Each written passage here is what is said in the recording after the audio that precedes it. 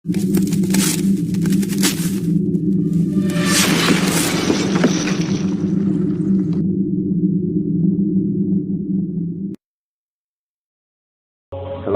warahmatullahi wabarakatuh. Para pendengar radio Indonesia yang kami hormati, mari kita teruskan pengajian tafsir Universitas Islam Indonesia. Untuk hari ini dimulai dari ayat 6. Di dalam Al-Quran dijelaskan bahwa orang-orang kafir adalah selalu ingkar, baik mereka engkau peringatkan atau tidak, sama saja mereka tidak akan beriman. Ayat ke-7 menjelaskan khatamallahu ala qulubihim wa ala sam'ihim. Di sini diterjemah dengan Allah telah mengunci hati dan pendengaran mereka dan penglihatan mereka tertutup rapat.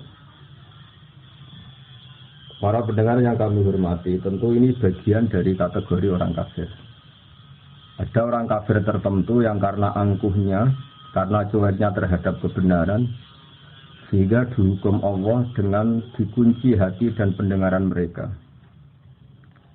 Juga dijelaskan bahwa wa'ala absarihim ghisyawah, dan penglihatan mereka tertutup rapat. Akhirnya mereka mengalami walahum azabun azim, mereka pasti mendapat siksa yang pedih. Tentu dalam keyakinan para ulama sebagaimana yang termaktub atau mansus atau eksplisit dalam teks Al-Quran adalah ini jenis-jenis orang kafir yang ketika mati dalam keadaan kafir. Dalam sebagian ayat disebut wama tuwahum kufar, mereka kafir dan mati dalam keadaan kafir. Dengan demikian maka ayat ini untuk orang-orang kafir yang mati dalam keadaan kafir, bukan kafir yang akhirnya bertaubat. Jika ada orang kafir yang akhirnya bertaubat dan berbuat amal soleh, mereka iman secara benar, maka masuk kategori ayat Qulil ladzina kafaru iyantahu yufar lahum ma qad salaf. Katakan Muhammad pada mereka yang kafir, jika mau berhenti dari kekafirannya, maka akan diampuni apa-apa yang sudah lewat atau dosa-dosa yang pernah mereka lakukan. Para pendengar yang kami hormati, bahwa ayat ini mengatakan orang-orang kafir kamu peringatkan atau tidak, sama saja mereka ada iman.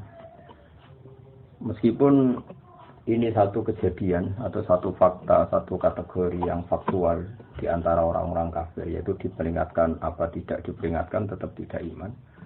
Tapi ini tidak menjadikan hukum bahwa Nabi tidak wajib dakwah atau memperingatkan. Dalam banyak ayat Allah mengatakan in alaika illal balagh, kamu Muhammad harus tetap menyampaikan meskipun mereka menolak. Karena menyampaikan kebenaran, memperjelas kebenaran atau berargumentasi tentang kebenaran harus selalu disampaikan kepada mereka. Dan tentu sebagian mereka faktanya iman. Dengan demikian ayat ini khusus bagi mereka yang kafir dan mati dalam keadaan kafir, baru diancam walahum azabun azim, mereka itu dapat siksa yang pedih. Tapi jika mereka kafir dan menjadi mukmin karena penjelasan-penjelasan Nabi, maka dia dihukumi mukmin dan dia berhak masuk surga. Dalam surat Al-Bayyinah dijelaskan bahwa fungsi Nabi adalah bayyinah. Bayyinah maknanya adalah menjelaskan satu kebenaran yang begitu jelas, sehingga orang yang paling ingkar sekalipun, paling bodoh sekalipun, paling angkuh sekalipun, karena penjelasan Nabi sangat argumentatif dan sangat rasional, banyak juga mereka yang menerima. Bagaimana termaktub dalam surat Al-Bayyinah, lam yakunil ladzina kafaru min ahlil kitab wal musyrikin munfakkina hatta ta'tiyahumul bayyinah rasulun minallahi yatlu suhufan mutahharah. Mereka yang kafir, baik kafir golongan Yahudi Nasrani maupun kafir dari golongan musyrik Mekah kala itu, tidak akan tercerabut dari akar kekafirannya sehingga datang al-bayyinah. Al-Bayyinah itu apa? Kebenaran sejati, kebenaran yang begitu gamblang, begitu jelas, begitu transparan. Yakni adalah Rasulun minallah yatlu suhufan mutahharah, yaitu Rasul Allah yang membaca lampiran-lampiran suci, yakni Al-Quran. ada fakta sejarah bahwa Umar bin Khattab dulu itu kafir.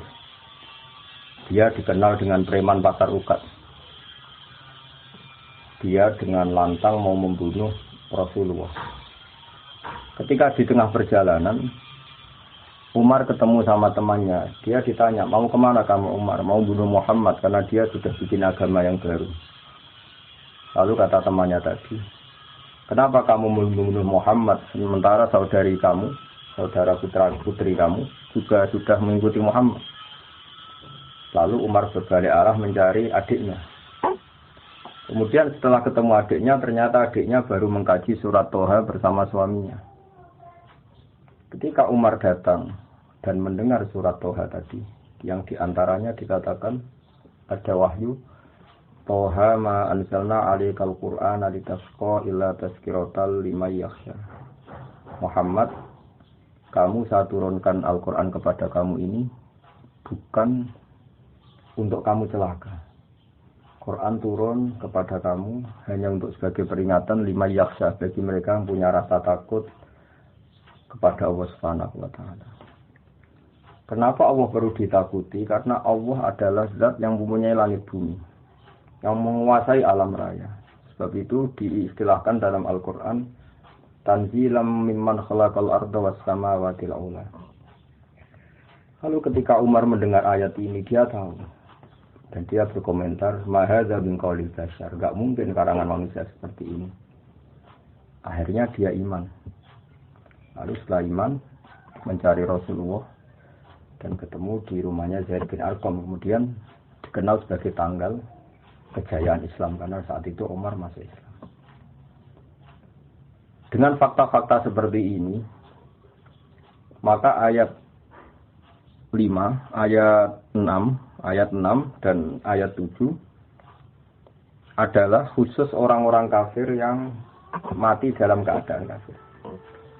Tapi bukan berarti semua kafir adalah ngalami khotamallahu ala qulubihim wa ala sam'ihim. Orang-orang kafir yang hatinya ditutup sampai mati enggak. Sebab banyak juga orang kafir yang akhirnya masuk Islam. Yang masyhur dalam sejarah ada Sayyidina Umar bin Khattab, ada Khalid bin Walid, ada putra Abu Jahal, Ikrimah bin Abi Jahal, ada Abi Sufyan, masih banyak lagi kafir-kafir Quraisy yang akhirnya masuk Islam. Dengan demikian ayat 6 sampai 7 adalah kategori tertentu, yaitu mereka kafir dan mati dalam keadaan kafir. Sementara orang-orang kafir yang akhirnya masuk Islam, baik secara individu kayak Sayyidina Umar, kayak Sayyidina Khalid bin Walid, kayak beberapa sahabat, juga di akhir masa kenabian Rasulullah sebelum beliau wafat, tepatnya peristiwa Fathi Mekah, ketika Mekah dikuasai Rasulullah adalah ada gelombang di mana orang kafir secara massal masuk Islam, yaitu yang disebut dalam surat Fatah, idza jaa nasrullahi wal fathu wa ra'aitan nasa yadkhuluna fi dinillahi afwaja. Jika telah datang pertolongan Allah dan telah datang juga kemenangan-kemenangan kamu atas musuh-musuh kamu Muhammad, dan akhirnya kamu melihat, bersaksi, melihat langsung, wa ra'aitan nasa, kamu melihat para manusia, para orang-orang kafir, yadkhuluna fi dinillahi afwaja. Ra'aitan nasa yadkhuluna fi dinillahi afwaja. Kamu melihat manusia memasuki Islam, termasuk Islam dengan keadaan bergelombang-gelombang atau berjamaah-berjamaah. Dengan demikian jelas sekali bahwa kategori orang kafir adalah satu, orang-orang kafir yang mati dalam keadaan kafir. Ini yang kena vonis di neraka selamanya, walahum adzabun azim. Ada orang-orang kafir yang akhirnya Islam. Ini yang disebut dalam ayat qulil ladzina kafaru iyantahu yughfar lahum ma qad salaf. Katakan pada orang-orang yang kafir, jika mau berhenti dari kekafiran, maka dosa-dosa mereka akan diampuni. Lalu tentang kewajiban sawaun alaihim anzartahum am lam tunzirhum. Tentu kita sepakat bagaimana mansus atau eksplisit atau termaktub dalam Al-Quran, Nabi diutus Allah adalah untuk memberi penjelasan kebenaran. Sehingga dari penjelasan-penjelasan itu Nabi bisa mengubah bangsa Arab yang dulu mayoritas kafir menjadi mayoritas Muslim. Ini yang disebut Al-Bayyinah. Ada contoh unik dari kekeliruan orang kafir yang sudah akut. Tapi karena logika yang dibangun Nabi, akhirnya mereka tercerabut juga dari kesalahan itu. Bisa terbebas juga dari kesalahan itu. Orang-orang kafir adalah merasa bahwa di dunia ini urusan banyak. Urusan banyak, kasusnya banyak, problem hidup banyak, beban hidup banyak. Jika mereka berpikir, kalau kita punya Tuhan satu, maka tidak cukup untuk menyelesaikan masalah-masalah kita. Lam yasa'na ilahun wahid. Tentu kita tidak cukup oleh Tuhan satu. Karena urusan kita banyak, problem kita banyak. Begitu seterusnya. Sehingga di seputar Ka'bah itu ada 360 berhala. Belum berhala-berhala kecil yang disembah oleh mereka yang musyrik di rumah masing-masing. Sebagai benda yang dituhankan. Ketika Rasulullah mengajak bahwa Tuhan itu harus satu. Tuhan itu enggak sama dengan makhluk. Mereka protes, ya Muhammad, kita-kita ini punya urusan banyak, punya problem banyak. Tidak mungkin masalah semua ini selesai dengan satu Tuhan. Ini yang diceritakan oleh Allah Subhanahu wa ta'ala dalam ayat aja'alal alihata ilaha wahida inna hadza lasyai'un 'adzab. Masa Muhammad mengajari kita satu Tuhan? Ini aneh. Karena urusan banyak kok Tuhannya satu. Lalu Rasulullah dengan sabar, dengan bijak, dengan telaten mengajarkan mereka. Mereka diajarkan demikian. Kalau kamu punya satu Tuhan, yang Tuhan itu memberi rezeki kamu, merawat kamu, mensubsidi kamu. Lalu ada satu Tuhan yang jadi beban bagi kamu. Kamu harus membersihkan dia, kamu harus memandikan dia, kamu harus ngasih makan dia. Lalu kamu milih Tuhan yang mana? Kata mereka, tentu milih Tuhan yang memberi kita. Berhala-berhala yang kamu sembah adalah merepotkan kalian. Kamu harus menyuci mereka, membersihkan mereka, ngasih sesajen sama mereka. Ini yang disebut dalam satu masal dalam perumpamaan wahwa kallun ala maulah. Hanya jadi beban bagi kamu. Oke Muhammad, kita memilih Tuhan yang enggak merepotkan kita, tapi Tuhan yang memberi rezeki kita, yang memberi makan kita, yang menciptakan langit dan bumi. Lalu Tuhan yang begitu berapa Muhammad? Allah memberi penjelasan lagi lewat nabinya. Allah membuat satu perumpamaan. Kalau kalian jadi pembantu, dulu istilahnya budak sahaya. Kalau sekarang mungkin pembantu. Meskipun pembantu dan budak tentu beda. Tapi gampangan dalam perumpamaan begini. Kalau kamu jadi bawahan, kemudian punya majikan banyak, semuanya minta kamu layani, mereka semuanya minta perintahnya dilaksanakan, mereka akan tersinggung dan marah besar kalau perintahnya tidak dilaksanakan. Lalu majikan Anda ini banyak, perintahnya beda-beda, seleranya beda-beda, semuanya tersinggung kalau semua perintahnya tidak dilaksanakan. Dengan kalau kamu jadi pembantu atau bawahan punya satu majikan. Majikan ini akhlaknya baik, tidak otoriter, perintahnya tunggal. Dan hanya dia majikan kamu. Kamu milih mana punya majikan banyak yang berbeda-beda dengan satu majikan saja. Lalu orang kafir menjawab, tentu Muhammad kita milih satu majikan saja. Kata Rasulullah, begitulah Tuhan. Tuhan kamu adalah nanti yang ngatur kamu, yang merintahkan kamu, yang bikin aturan. Jika Tuhan satu, maka nyaman bagi kita semua. Karena perintahnya satu, dari zat yang satu. Dan tidak ada rivalitas, tidak ada saingan. Ini yang dimaksud dalam ayat Dorobawahu matalar rojulan fihi syuraka umutasyakisuna wa rojulan salamal lirojul. Hal yastawiyani masalah. Coba Anda logika, Anda angan-angan, Anda pikirkan. Bagaimana kalau ada seorang lelaki yang jadi bawahan, kemudian dia punya majikan banyak, yang seleranya beda-beda, yang perintahnya beda-beda. Semuanya minta dilayani. Semuanya memerintahkan untuk ditaati. Tentu ini akan membingungkan sang bawahan, karena perintahnya beda-beda. Lalu dibanding dengan satu pembantu atau bawahan yang punya satu majikan. Lalu Anda milih mana? Mereka sepakat milih satu majikan. Akhirnya mereka sadar bahwa punya Tuhan banyak itu menjadi repot, menjadi problem, menjadi masalah. Akhirnya lewat kesadaran itu, karena barokah ajaran Rasulullah SAW, akhirnya mereka berkeyakinan dan menjadi tahu bahwa fa'alam annahu la ilaha illallah, bahwa memang Tuhan itu harus satu. Di sini yang dimaksud al-bayyinah. Maka pemirsa yang kami hormati, pendengar yang kami cintai, kita jangan bosan-bosan membuat argumentasi ilmiah yang memastikan bahwa Tuhan itu satu. Dan Tuhan adalah ala kulli syai'in qadir. Ini yang dimaksud dengan al-bayyinah.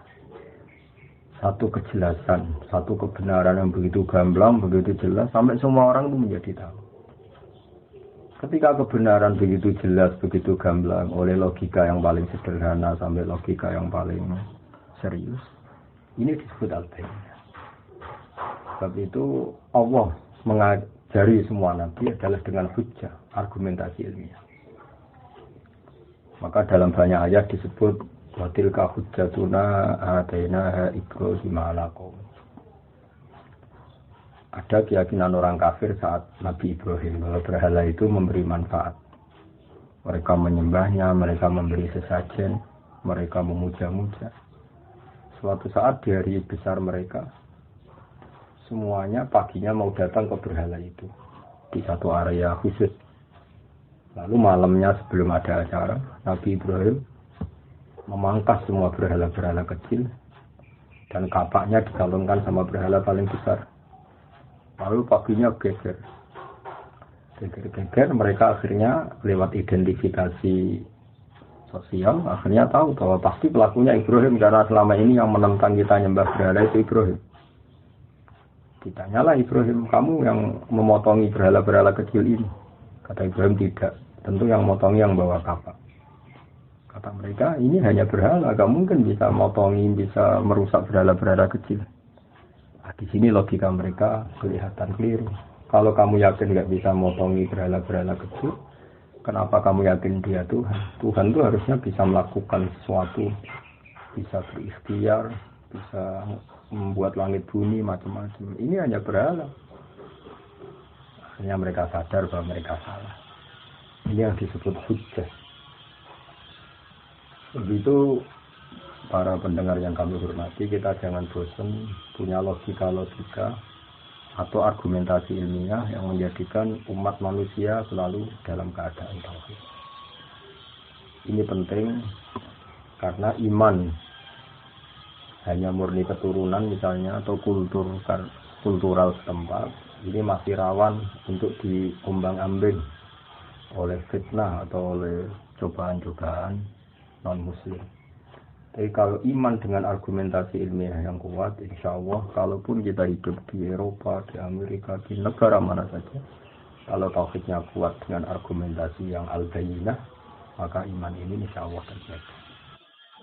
Sebab itu para nabi sering mengatakan, Kul inni ala bayyinatin min rabbi. Kita ini begitu jelas mendapatkan kebenaran dari Tuhan.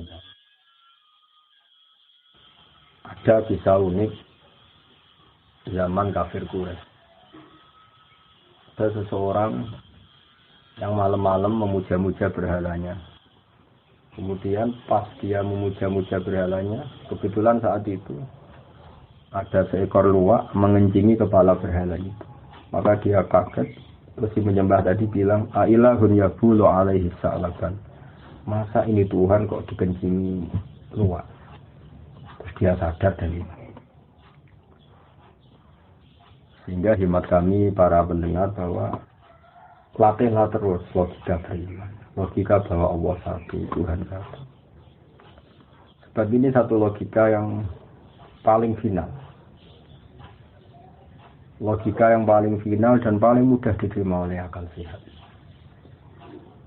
Akal kita, rasa kita, fitrah kita, kalau dikatakan Tuhan satu dan Tuhan menguasai alam raya dan Tuhan tidak punya rival, tentu lebih mudah menerima. Sehingga disebut agama ini fitratallahi allati fatarana 'alaiha. Selain logika ini tentu akan mengundang pertanyaan-pertanyaan terus yang lebih ekstrim. Misalnya logika Tuhan tiga, pasti pertanyaannya lalu tiga ini yang paling hebat siapa? Yang paling pertama siapa? Ini pertanyaan-pertanyaan yang nggak mungkin terjawab. Sehingga paling mudah di logika adalah Tuhan itu satu dan Tuhan tidak ada jenis yang sama. Tidak ada yang sama, yang sejenis. Di sini terus kemudian orang-orang kafir tanya lagi, ya Muhammad, Tuhan kamu yang menarik itu, yang hebat itu, lalu sifatnya kayak apa? Turunlah surat Qul huwallahu ahad, Allahus samad lam yalid wa lam yulad wa lam yakul lahu kufuwan ahad. Tuhan kami ini juga Tuhan kalian, Tuhan sealam raya dan Tuhan yang sejati adalah Tuhan yang satu. Allahus samad dan Tuhan yang menjadi tujuan untuk kita lapuri masalah-masalah kita. Tuhan yang kita berdoa kepadanya setiap kita punya masalah. Lalu ciri Tuhan lagi adalah lam yalid wa lam yulad. Dia tidak melahirkan juga tidak dilahirkan. Ini penting karena Tuhan adalah zat yang enggak mungkin ada kembarannya. Sehingga kalau punya anak nanti tentu anak itu sejenis dengan Bapa. Padahal ini tidak mungkin dalam Tuhan. Karena Tuhan adalah laisa kamitslihi syai'un, pasti tidak ada kembarannya. Karena Tuhan adalah zat yang azali, yang pertama, dan tentu punya sifat-sifat yang sama sekali berbeda dengan makhluk. Yang oleh istilah para ulama disebut mukhalafatul hawadits, pasti beda dengan makhluk. Kalau bahasa Quran menyebut laisa kamitslihi syai'un, pasti tidak ada padanannya. Kemudian ayat ini ditutup walam yakul lahu kufuwan ahad, dan tak ada seorang pun yang akan menyamai Tuhan sampai kapanpun. Di sini banyak sekali individu-individu kafir Quraisy yang masuk Islam. Klimaksnya adalah ketika Fathu Mekah, mereka masuk Islam secara bergelombang-gelombang. Sebab itu sekarang kita saksikan Mekah, Madinah, dan semua Timur Tengah mayoritas Muslim. Ini barokahnya penjelasan atau al-bayinah atau argumentasi ilmiah yang terus diterangkan, dibawa-bawa, disosialisasikan oleh Rasulullah SAW. Sebab itu saya ulang lagi ayat 6 innal ladzina kafaru sawa'un 'alaihim a'andzartahum am lam tunzirhum la yu'minun. Di sini diterjemah, adapun mereka yang ingkar, baik mereka itu engkau peringatkan atau tidak, sama saja mereka tidak akan beriman. Ini adalah jenis-jenis atau kategori orang kafir yang mereka kafir terus sampai mati. Misalnya Abu Jahal, Abu Lahab. Tapi tentu ini satu jenis. Yang nanti ada jenis lain dari orang-orang kafir itu yang masuk ayat. Misalnya idza jaa nasrullahi wal fathu wa ra'aitan nasa yadkhuluna fi dinillahi afwaja. Jadi ada orang-orang kafir yang akhirnya masuk Islam dan mati dalam keadaan Islam. Dan itu banyak sekali. Sebagaimana kita tahu dalam sejarah ada Umar, ada Khalid bin Walid, ada Abi Sufyan dan sebagainya. Sebab itu dalam disiplin ilmu tafsir dijelaskan seorang mufassir atau seorang mutarjim menerjemah harus hafal Quran dan harus menguasai makna-makna Quran. Sebab 1-2 ayat kadang-kadang di situ Allah hanya menjelaskan satu kategori saja. Ada kategori-kategori lain yang dijelaskan di ayat lain. Misalnya ada ayat yang menjelaskan umat Islam itu wajib melakukan ini. Misalnya disebut 4. Di ayat lain disebutkan sampai 8. Di ayat lain lagi misalnya disebutkan sampai 6. Lalu kita menghitung semua itu termasuk kewajiban. Dan itu normal dalam ulumul Quran. Begitu misalnya di sini diterangkan hanya ada orang kafir. Misalnya yang akhirnya berjenis sawa'un 'alaihim a'andzartahum am lam tunzirhum. Orang-orang kafir yang kamu peringatkan apa enggak tetap enggak mukmin, artinya tetap kafir. Tapi ada orang-orang kafir yang akhirnya munfakin, tercerabut dari akar kekafirannya karena datang sebuah bayinah. Ini yang disebut lam yakunil ladzina kafaru min ahlil kitab wal musyrikin munfakina hatta taqdiyahumul bayinah. Ini penting saya sampaikan biar kita punya tradisi kalau sebagai mufassir atau pengambil makna dari Quran, kita harus komprehensif ayat-ayat yang terkait kita kaji, tematik-tematik yang terkait kita kaji, asbabun nuzul kita kaji, kesimpulan-kesimpulan linguistik juga kita kaji, fakta-fakta sosial juga kita kaji. Dengan demikian terus kita menyimpulkan ada sekian kategori yang baru boleh kita yakini sebagai hasil penelitian atau hasil penafsiran. Contoh gampang misalnya begini. Di ayat-ayat umum tentu orang baik itu wa yuqimunas shalat. Itu yang mendirikan sholat. Orang-orang baik adalah orang-orang yang iman bil ghaibi, melakukan sholat, mau melakukan zakat. Kemudian di sini misalnya secara eksplisit nggak disebut haji.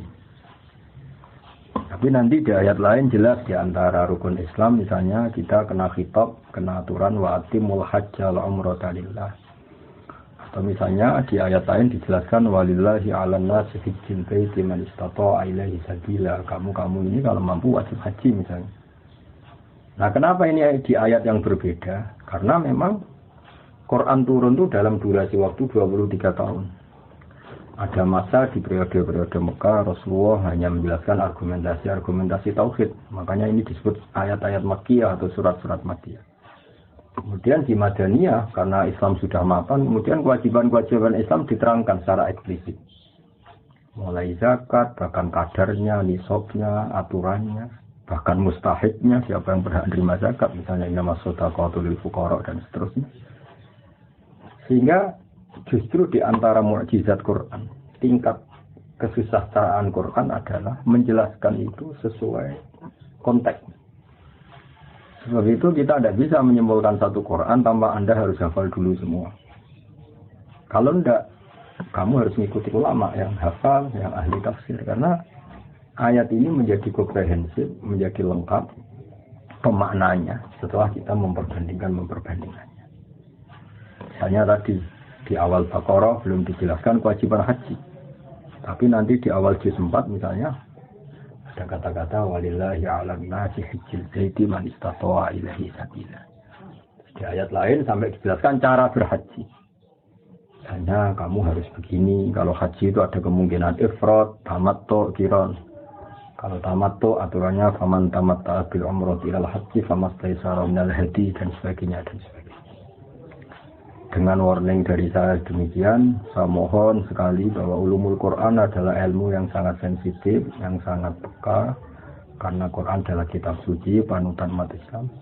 Maka sebaiknya seseorang jangan gegabah dalam menafsirkan Quran. Kalau kita tidak ahlinya, bisa merujuk ke terjemah Kemenak atau terjemah-terjemah keluaran Al-Azhar, keluaran konsensus para ulama yang kredibel, atau mengikuti ulama-ulama yang muktabar, yang kredibel, yang kapabel di bidang.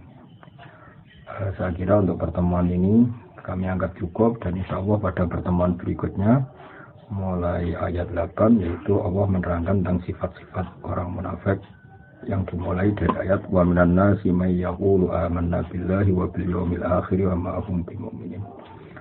Mohon maaf atas semua kesalahan. Wabillahi taufiq wal hidayah. Wassalamualaikum warahmatullahi wabarakatuh.